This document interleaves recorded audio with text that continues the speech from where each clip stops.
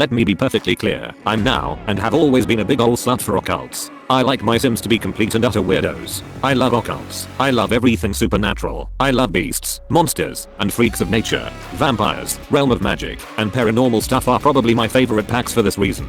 They are mandatory buys for me. I love playing with witches and vampires and ghosts and all that. But there is one occult I love above all others. There is one occult that I adored the most in The Sims 3 and played with it even more than human Sims. There is one occult that I've been daydreaming about for different backstories and lore and all sorts of fun I could have with it, waiting for the day we would finally, at long last, have it in The Sims 4.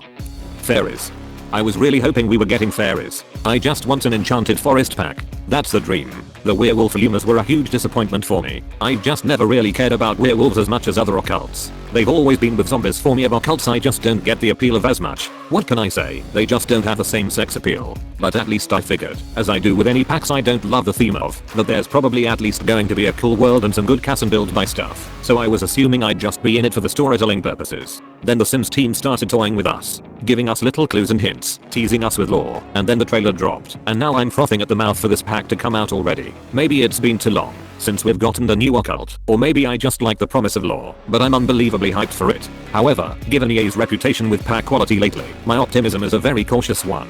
I just really want to like this. I want it to be good. I'm a little more chill about bugs than some players. I'm okay with a few issues here and there. I don't need this pack to be perfect. I just want the main points to be playable, and I want the gameplay to be creative and thoroughly thought through. I think we are all a little worried about it, and I know some people have had thoughts on what we've seen of it so far, aka people thinking they look like furries, but I'm still hoping this is a good one. So before the pineapple in a hydraulic press pack drops, here's what I want to see from The Sims 4 Werewolves.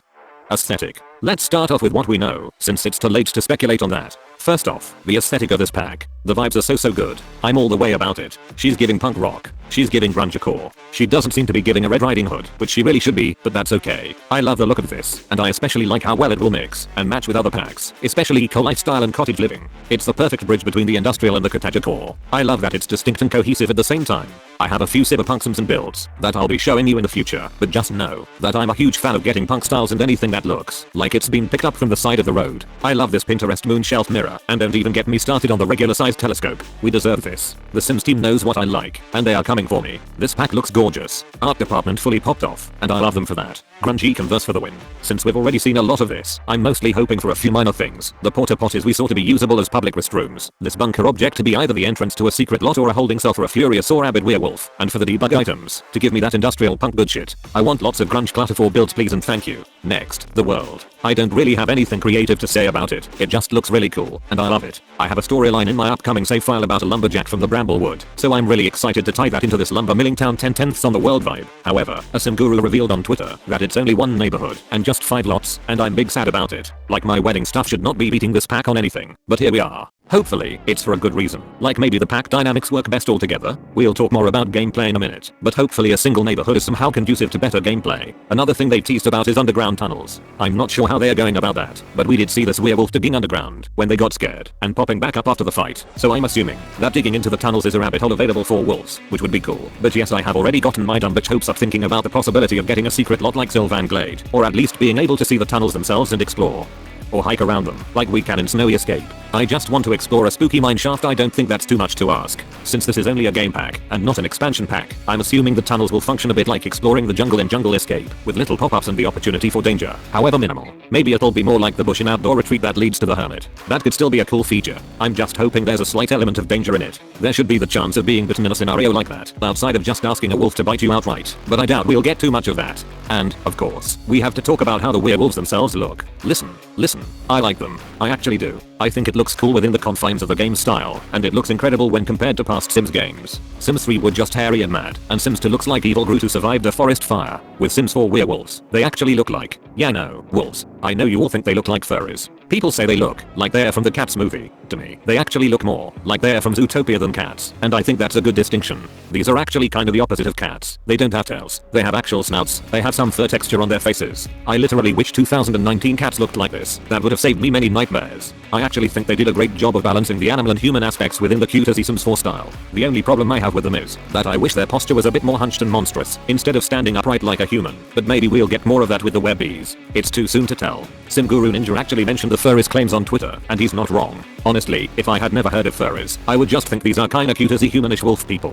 It's not the Sims team's fault that we've all been poisoned by the internet. Besides, there are already furries in the Sims 4. It's the raccoon people that come out in city living. I love them. Follow your bliss, you strange little Sims. All we've seen of the werewolves so far are the primades from the Sims team, and even with the Sims themselves, we all know that the primades are not the end of the possibilities. Gallery Sims are just hotter than Tony Sims. I'll say it if you won't. We don't know how expansive our options will be, and my first hope for this pack is that we'll have the freedom to make them a little more intimidating than what the Sims team have made, at least a bit. So far, I love that we can paint on them. I'd love to have that ability for scars and tattoos on regular Sims 2 someday, but that's a topic for another video. I love the different ear notches and all that. I like the different eye options. That's really all we can tell so far, so hopefully we just have enough freedom within the werewolf cast to make them a little less cute and a little more scary.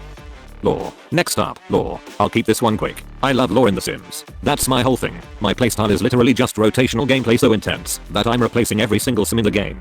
For me, I'll be switching up any and all towners anyway, so lore isn't that helpful for me, but I still love to see it included. Crazy lore is The Sims at its best. It seems like they're doing a lot for this one, and I'm looking forward to exploring it. I'm already in love with Greg, so that's like how my mental health is doing.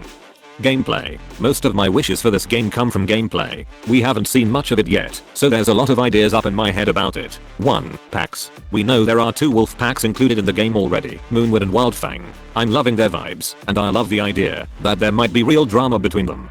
But, from what we've heard so far, I do have reservations. I know this is probably not something the average player cares about, but for me specifically, when I play The Sims, I'm almost exclusively working on building a save file that has 100% new lots and Sims, including all townies and NPCs, and I'm concerned that it sounds like the 2 packs of primades are the only options, and we won't have the ability to make additional packs officially. I don't love this for my specific way of playing as it's less customizable, and I'm a big fan of customization in The Sims. It's sort of like in cottage living how I can't really replace Sans and Agatha Crumplebottom, because the errands feature mentions them by name. The errands, and the inclusion of the Icon of the Sims is a great part of that expansion pack. It's just little tiny details like this that make my particular method of playing harder or less rewarding, but it's not something I expect most players to mind at all. Still, I do hope we have the ability to make actual packs without having to DIY it through clubs. 2. Perk tree and weaknesses. Let's start with the obvious. We all want there to be a good perk tree and weakness system like vampires have. There has to be a sense of building up, but also of having to make choices that inform character and have consequences in gameplay. It would be cool if there are abilities that you can only get if you become the alpha of your pack, and different ones that you can only get if you're a lone wolf. I also really want an emphasis on weaknesses. One of my favorite parts of spellcasters is the curses you can get. It's so fun to have a sim have negative drawbacks to being an occult, and the curses are actually bad.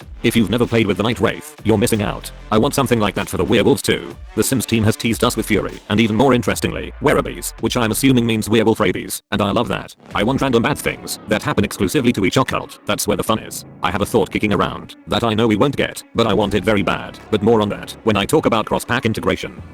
3. Affects all ages. I love that we can teach toddlers to a woo. That's exactly the kind of little touches I like to see. I know we won't get this, but I also really want toddlers to be able to use the cat scratching posts from cats and dogs like their little claws are coming in. I just think it would be cute. I also want to see some specific touches for elder werewolves, like graying fur or special interactions about the lore. Just more age-specific actions across the whole lifespan please. I love that cute gameplay. 4. Violence. Please understand that I mean all of this only in the context of playing The Sims, and not at all in real life, but I'm a big fan of violence and I want to be able to kill people a lot more. If every werewolf fight just ends in a firm handshake I will be mad. And I know that they are trying to make it safe for the kiddos, but I've been playing this game since I was 5, and I turned out horrifying, but not because of The Sims. But really, if anything the idea that violent fights never result in death is a much worse message than having real consequences would be. I hate that a master vampire with maximum strength won't even injure another vampire in a duel. I want to be able to use occults to kill Sims. I don't think that's a weird request. And yes, I know there's the extreme violence mod, but I don't want that. I just want moderate violence inclusion. Why can I get crushed by a Murphy bed, but not by my hot werewolf boy? But seriously, I hope there's actual consequences for fights, and the opportunity to attack Sims as a werewolf, or even the chance for a human Sim with high enough lick and throw P skill to harm or kill a werewolf. I'm here for the chaos please and thank you. 5. Hunting. Please, I beg of you, don't make hunting feel like getting critter gifts or money from dust bunnies. I want them to actually go running around the world and get collectibles, or dig the way dogs can. How cool would it be for them to grab fish straight from a lake like a bear and eat fish and frogs directly from their inventory, like human sims can with harvestables? I think that's probably as intense as they'd make the hunting be, but I'm still choosing to get my hopes up about hunting other animals too. Cottage living comes with some great ones. Foxes, bunnies, bird flocks, chickens. I mean, really, are you telling me that some random fox can break into my farm and murder my beloved hen, Madam Featherplume, in cold blood with no repercussions, but I can't have a poor, hungry werewolf grab up the freshest 6-piece McNuggets you've ever seen? This is an outrage. What are we even doing here, Sims team? Come on now. I understand that kind of hunting could be a little controversial, so I don't expect we'll get that, but it would be cool to have interactions where we can taunt and playfully chase around chickens or bunnies. They are wolves after all. I'm just saying, if you tell me werewolves can hunt rodents, then I will literally pay my actual real life money to purchase my first pet stuff pack. I promise you that, Sims team. This brings me to another point, and one I'm always passionate about for every new pack we get.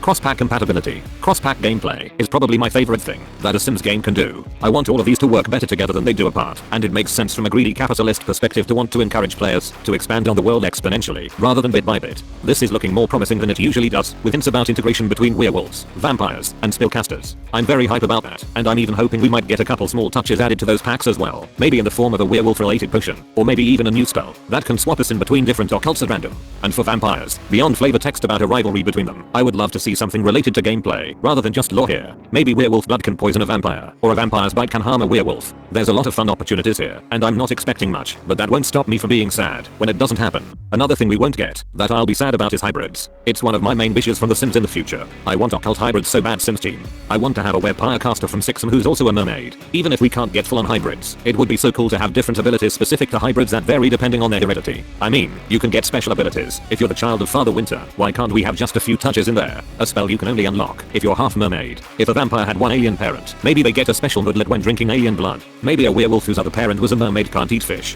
Just small things like that would really enhance the storytelling and make the game feel moreish. But there's more packs to have crossover with than just the occults. I already mentioned wanting the ability to hunt or chase the animals from cottage living, or even the my first pet stuff rodents. But there can be some interesting details to interconnect pretty much any other packs together. For wolves, I'd love to see some details with seasons. Similar to how the vampires aren't affected by the temperature, it would make sense that when in wolf form, they are more resilient to the cold and more susceptible to the heat since they are covered in all that fur. I also wish there were more additions to the holiday system when a new pack drops. I love making random holidays as a way to bring the world to life more, and I would love to make some specific to occult types too.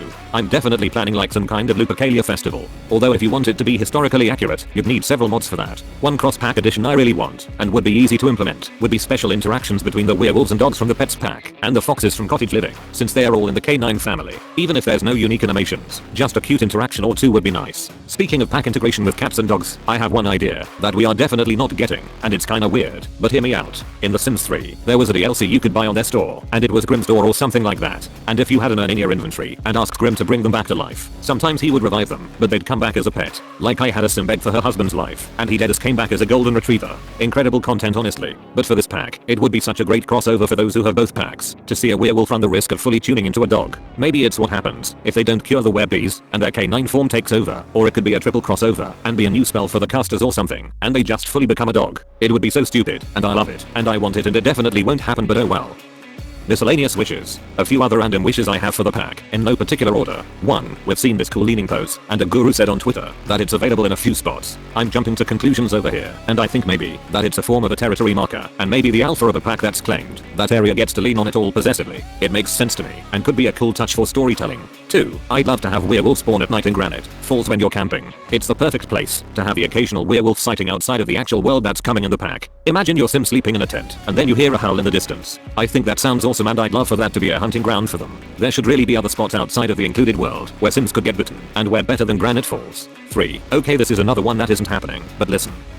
Cottage living, we got little foxes roaming around. What if they just, made those a little bigger and dark gray, and we had like actual wolves in addition to the werewolves? I think it would be funny. Since they already have the fox functionality, it wouldn't be the hardest thing to implement, and it could replace my earlier rambling about using the cats and dogs pack to have them run the risk of becoming fully canine. If they include random wolves running around as NPCs, then if a werewolf succumbs to some kind of werebees or curse, or what have you, they just become one of the unplayable wolves running around town. Again, this will not happen, but it popped in my head, and I think it would be awesome. I want regular wolves in with my werewolves. That is all.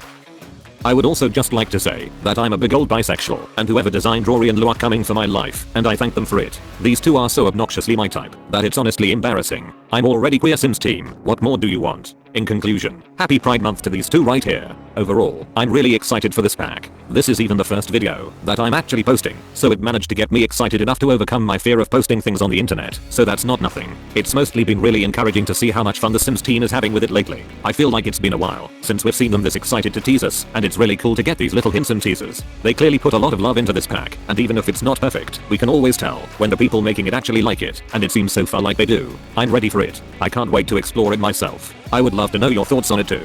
Are there any features you're hoping we get from Werewolves that I haven't mentioned? What are you looking forward to, and what has you worried? Let me know. Happy simming.